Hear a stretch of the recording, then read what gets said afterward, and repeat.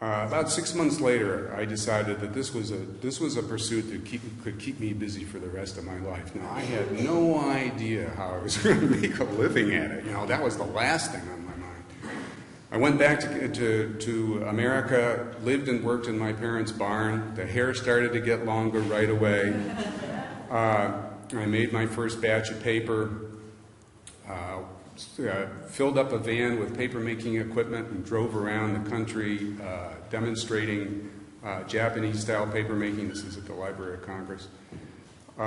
Set up a shop in my parents' barn and started making Japanese-style sheets, Western-style sheets as well. The problem with the Western-style sheets is you have to, between each piece of paper, you lay down a felt. Because of these felts, you need a press that generates more pressure. So here was my problem. No money and the need to generate 20 tons of pressure with only a 5-ton jack. So you engineers in the crowd can see the giant nutcracker here. I had a friend who's an engineer. I sent him this photograph and he wrote back. He said, you know, I've just finished doing some quick calculations on the amount of energy you have contained in the bent barn beams and the cable there. If that thing busts, it's going to kill anybody within 20 feet. I want you to try to find some other way of pressing your paper. I wrote 2 books on Japanese paper making, gradually built up the shop, and the wolf was at the door. I was having a very hard time. I got some research grants to investigate early European paper making, but it was really tough. About this time, 1985, 1986, I moved to the University of Iowa and took on a position there as paper specialist. And I'll tell you, I hit the ground running. I never looked back. Somebody was paying me to do what I loved. I still have one of the most, I have peers in the hand papermaking community come to Iowa and visit me, and they'll take a tour around, and when I'm finished, they'll look at me and they'll go, man, you are getting away with murder. This is in addition to the teaching facility, we have a separate facility for research and production paper making. One of the things that happened when I came back from Japan, I got very interested in these early European papers made in the 15th century in Europe. If I were an instrument maker, they'd be like Stradivarian violins. I have some of them up in front here, and afterwards, if your hands are clean and dry, you should feel free to handle them. They're contrasted with some much more recently made papers in pretty crummy condition. I got very interested in this, and I wanted to do with these 15th century European papers what I'd done with the Japanese papers, try to find out why they had such an aesthetic appeal, why they lasted so long. And I got very demoralized. Because while in Japan I could talk to people who remembered these early techniques, the old techniques used in Europe had died out long ago. There are paper-making manuals that document these processes as they were practiced in 18th century France, but nothing, very little or nothing in the written record from the 15th century Italy and Germany. So I got downright melancholy. And then I discovered the work of this man, William Barrett. Barrett was a document restorer, and he hung out with a bunch of librarians who headed major collections. And they were all very interested in why they had this discrepancy. More recently made papers in bad condition and 400 or 500-year-old sheets in great condition. And when I saw Barrett's graph, this is, you go to a hobby store and buy scrapbooking supplies. All the packaging says acid-free or neutral pH. This all goes back to Barrow's work because some of these early sheets had a neutral or slightly alkaline pH, and they became more and more acidic through the centuries for a bunch of reasons connected with changes in the papermaking industry. Barrett wanted to come up with a formula for making permanent and durable, long-lasting machine-made paper.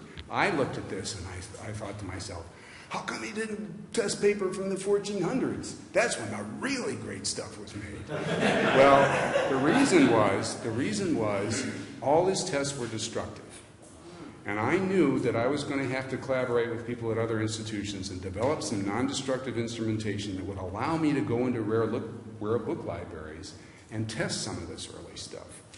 So we have developed an X-ray fluorescence technique, near-infrared light techniques that allow us to do this. And I have just recently completed a 3-year research project where we have analyzed 1,600 historical papers, 1,400 through 1,900.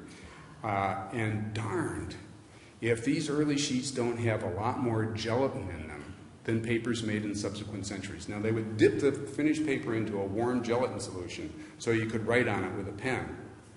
First printing in Europe, 1455, Gutenberg, but they're printing on writing paper. That's all there was. There was no printing paper. So all this stuff was writing paper, and soon after 1500, they put less and less gelatin in it. It turns out that a lot of these early sheets were thicker, that it had more calcium in it.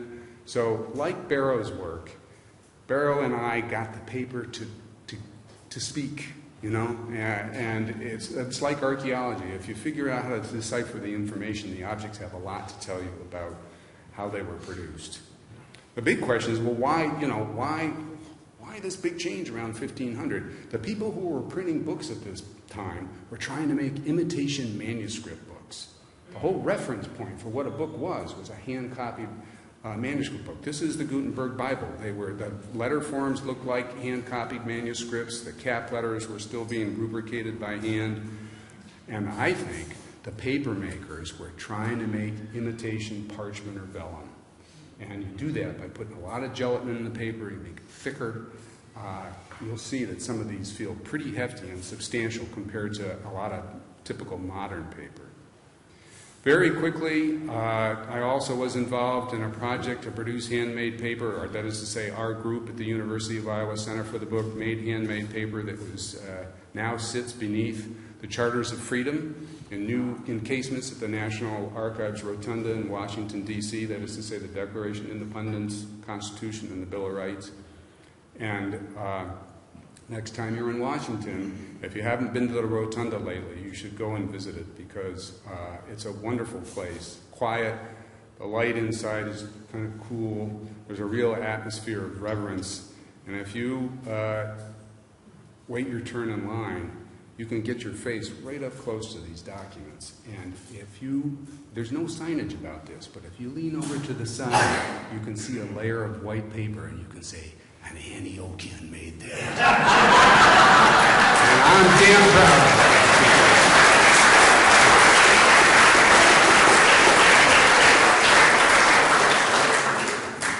I'm a lucky person. These are some one-of-a-kind artist books that I've made. I work with other people who make artist books in Iowa City.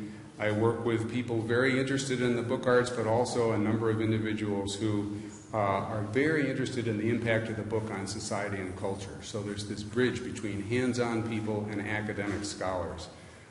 It's a wonderful environment. There's even some of us who are fascinated with inventing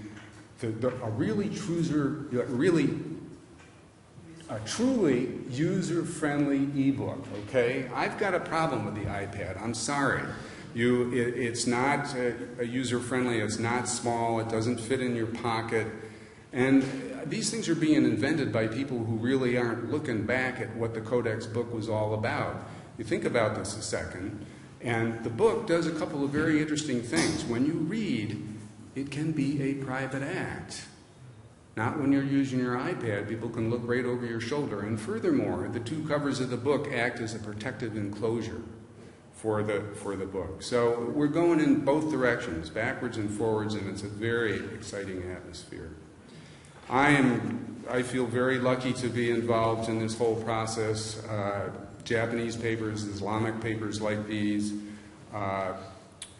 It's the whole thing. Aesthetics, science, history of papermaking has been a real pleasure to me.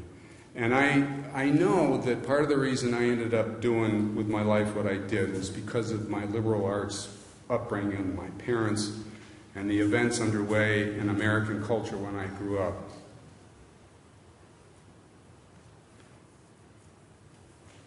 But I am convinced it was, more than anything else, because of this place. When I was here between 1968 and 1973, there was a creed that pervaded the campus No one ever talked about it. No one preached it to me. And I never read it in a piece of Antioch literature or history, but somehow we all sensed it, and it was behind everything we did. And it felt like this: never ever commit to something for money or the promise of position or power. Do so instead because it feeds your curiosity, because you care desperately about it, or because you are convinced it will improve the lives of others. That's it. I don't know where it came from. Maybe the presence of Horace Mann and students and faculty gone before us. I really don't know, but I would wager that Antiochians have been feeling the same thing here for generations. And because of it, my guess is Antioch College's finest and most precious moments are not in the past, but are yet to come. Thank you.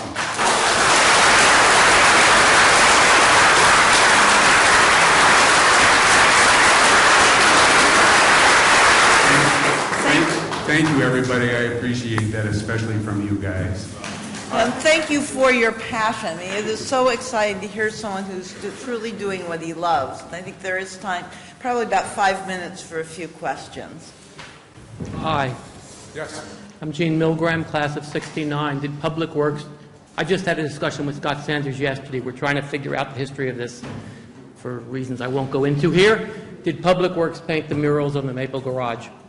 That is a good question. I drove by that this afternoon, and I thought to myself, I don't think we did that. You know, the resident authority on Public Works is Michael Jones, Karen Shirley and Michael Jones, who are in the ceramics department. He has a very good slide collection and a better memory in his head than I do, but we'd be glad to work with you to try to Scott and I are trying to trace back who did that, and he thought it was Public Works because we're trying to track him down. He may be right, Okay, and thank you. I'll see what I can find out.